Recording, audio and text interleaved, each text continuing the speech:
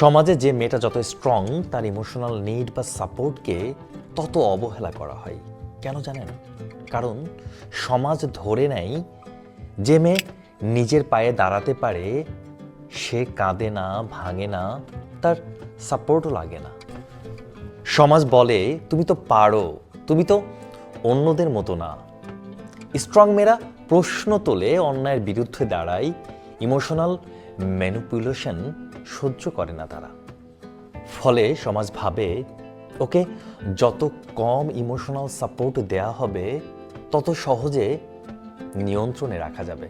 আসলে কি জানেন, মেয়েরা যত স্ট্রং তার কষ্ট ততটাই অদৃশ্য। সমাজ বলে ও শক্ত, ও সামলে নিতে পারবে, ও পারবে। এই শব্দটা না ভীষণ নিষ্ঠুর।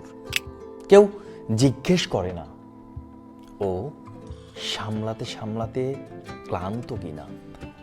স্ট্রং মেয়েদের কাঁদতে মানা, ভাঙতে মানা, আর সাহায্য চাইলে বলা হয় এত ড্রামা কেন তোমার?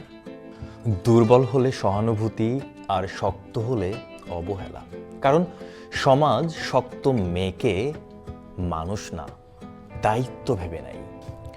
আর এইভাবেই স্ট্রং মেয়েদের কষ্টকে নর্মালাইজ করে ফেলা হয়।